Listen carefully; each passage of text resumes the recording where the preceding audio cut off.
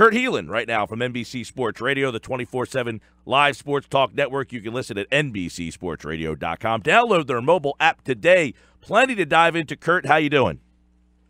I'm doing well. Thanks for having me on, man. You got it, man. NBA playoffs finally here. We got the matchup. Let's start in our own backyard with the Sixers and the Heat. Last night, the Sixers blow out the Bucks, and I don't know what to make of that. Were the Bucks not interested in moving up in the standings? I mean, the Heat end up winning that game, so it's a Sixers Heat matchup. But, man, they come in on a 16-game win streak, never been done before in the NBA. So how do you see this matchup for Philadelphia against Miami? They're 2-2 in the regular season. By the way, I think you hit the nail on the head. Look, Philadelphia is playing great basketball, but the Bucks, if they lose that, they get the very banged-up Celtics. If they win that, they get LeBron James and the Cavaliers. I don't know how much their heart was really in that game. That said, you're playing great basketball. You've got all this momentum coming in if you're the Sixers, and you get a Miami team that's not lacking in star power. They're going to make you work on defense. They run multiple pick-and-roll actions every time down the floor and wait for you to kind of zone out for a second, and then Dragic beats you with a pass. They've got Olynyk and all these bigs who can kind of space the floor, except for Whiteside. They can kind of come at you different ways. It's a really versatile, really smart team that plays hard, that just doesn't have. They've got all the role players. They just don't have the elite talent guys. I guess they used to have a couple, and then they left for other cities. I don't know if you guys remember that. This is a situation where I think it's a great spot for the Sixers.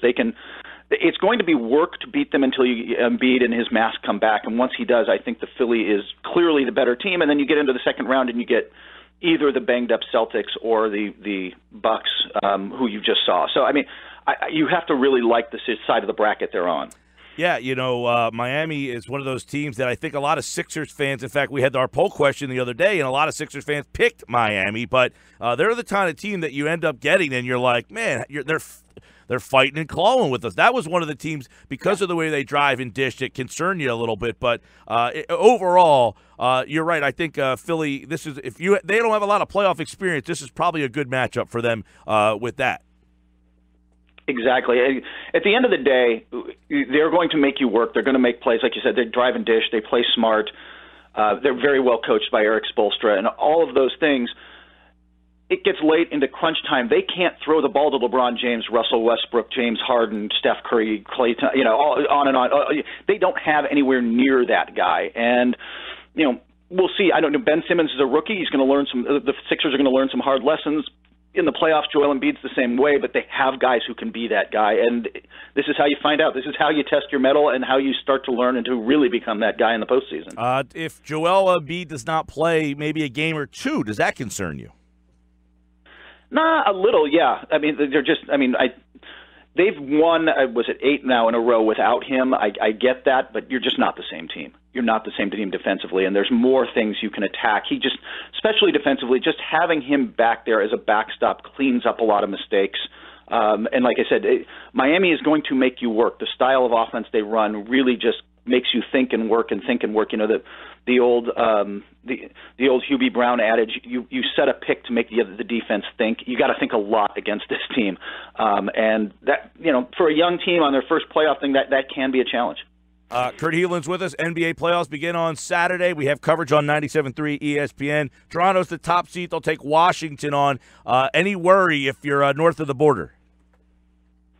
Well, they worry a lot. The fans do, at least. That is a fretful fan base. A little bit, only because Washington, if they ever put it together, on paper, that team's really dangerous. And then, granted, they did not have John Wall last night, but Orlando rolled out a G League roster for the second half and still won. That is the most confounding team in Washington. But if they put it together, they can give anybody a little bit of trouble. So, yeah. Boston, everybody seemingly was positioning to try to get them. Milwaukee is the one that ended up there. Will Milwaukee be regretting that they got to face this Boston team? It's a fascinating matchup in this way. Look, without Kyrie Irving, without Gordon Hayward, without Marcus Smart, who's really important to their perimeter defense, especially if you're going up against somebody like Giannis, you can certainly use Marcus. They don't have all those guys. And all that said, again, they had the best defense in the NBA this year. They are disciplined. They are Brad Stevens has been fantastic as a coach, building a culture and a defense that's kind of the opposite of what Milwaukee is right now, right? I mean, Milwaukee is they will have the best player on the floor by far. Giannis Antetokounmpo is a top 5 NBA player. He's crazy elite, and you know what's they don't have a great system. I think next season that team's going to make a leap when they hire a coach and bring in a system. But I don't know if it's an interesting matchup of if they can be disciplined enough to beat a banged-up Celtics team, or if they can't, and Boston finds a way through this thing. I think this could be a 6 or 7 game series easily. Now we haven't seen a 4 seed make it to the finals very often, very infrequently. The last time it happened was in the '80s. Cleveland and the Pacers. Is this the 4 seed though that will buck that trend? Yeah, I kind of think so. I think Toronto has a legitimate shot against them. I think Toronto's the better team, but 2 words for you: LeBron James. He's been to 7 straight finals for a reason, man. It's just that team. If he can lift their defense up to just average, they'll be probably good enough to get out of the East. They're horrible defensively, but he brings everything to another level and kind of lifts it up. So I think that they can be beat. I think this is the worst team he's probably had since he left Cleveland back, the first time years ago. I still think that it's not that simple. Like he's so good, and they'll be able to make enough plays. Kurt Helin's with us. In the West, you got Houston, Minnesota. Minnesota wins last night. Portland, New Orleans, Oklahoma City, Utah. Some interesting ones, but Golden State, San Antonio, no Curry. Are the people in Golden State fretting a little bit? Not too much. I mean, Kerr is, because they haven't played. Obviously, they've played pretty poorly the last couple of weeks. But this is the matchup, honestly, quietly, they kind of wanted, because again, San Antonio's disciplined. They've got Marcus Aldridge, who's going to be an All-NBA player probably. They've got all this, and all that said, they're just not athletic. Without Kawhi Leonard there, they are not.